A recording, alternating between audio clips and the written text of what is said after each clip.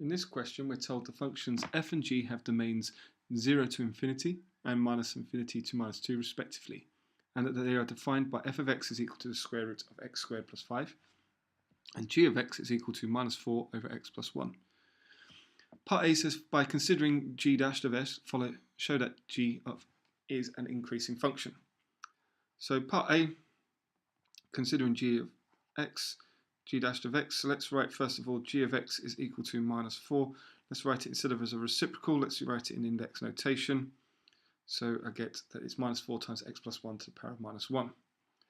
If I then differentiate g of x, multiply the coefficient by minus 1, I get plus 4, and then decrease the power by 1, so I get 4 plus x plus 4 times x plus 1 to the power of minus 2. And so the g of x is equal to 4 over x plus 1 squared. Since x plus 1 squared is always greater than 0, then 4 over x plus 1 squared is always greater than 0, positive, and therefore increasing function.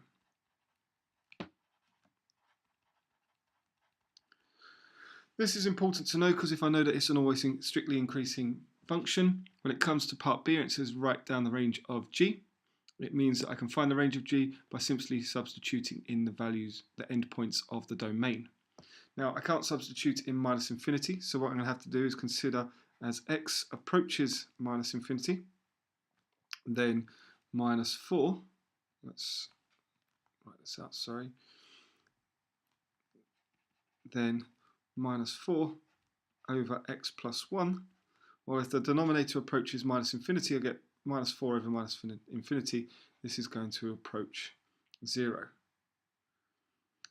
And so my x equals minus 2. Let's evaluate g of minus 2, and that's perfectly acceptable. I'll get minus 4 over minus 2 plus 1, which gives us a value g of minus 2 equals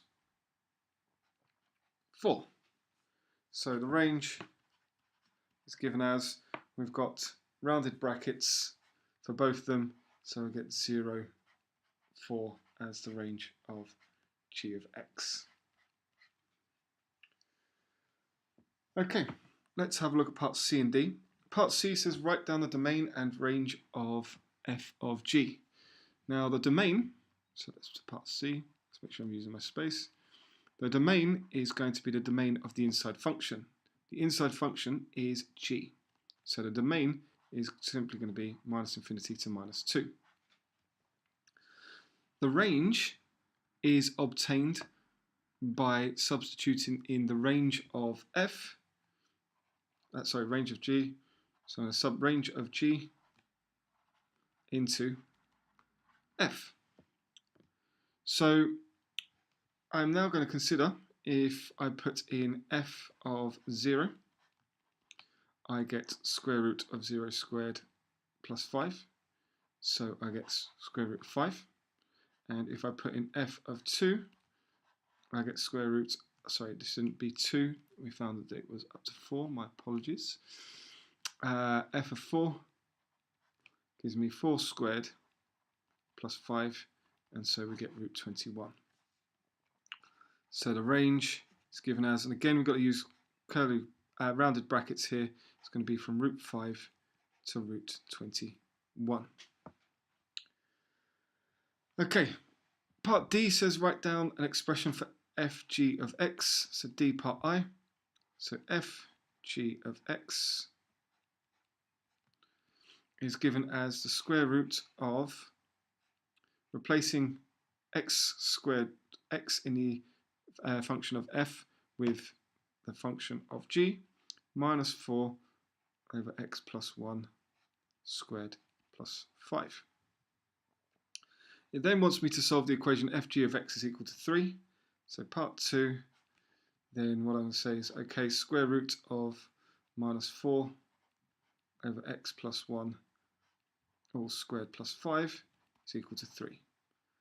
So I'm going to square both sides so that I get minus, let's square inside here, so I get 16 over x plus 1 squared plus 5 is equal to 9. And subtract 4 from both sides.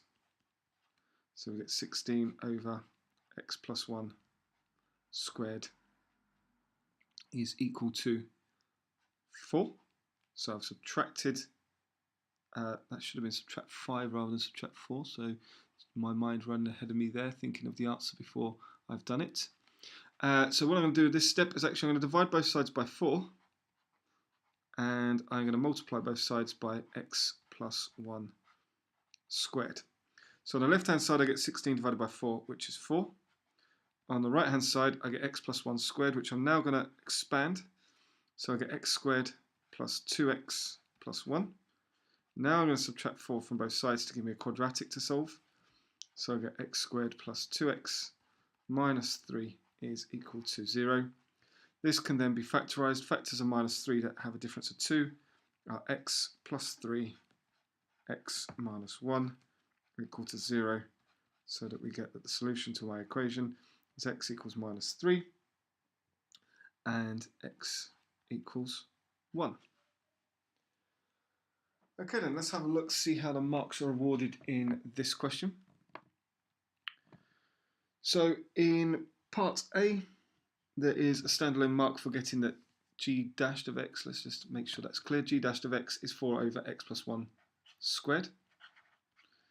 And then there is a standalone mark for showing that g of x is greater than 0, and so therefore an increasing function.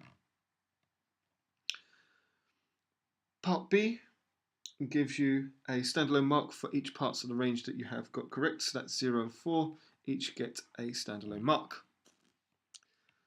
Moving on then to part C.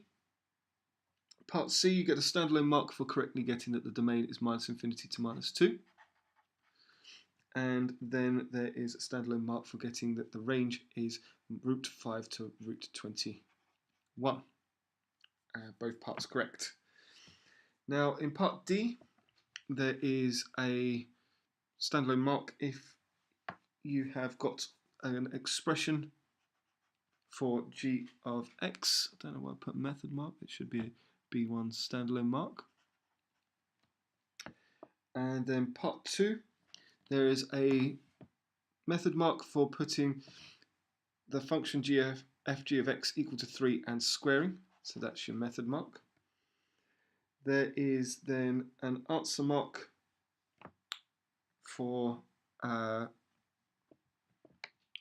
getting all the way down to getting that x is equal to minus 3 and x is equal to 1.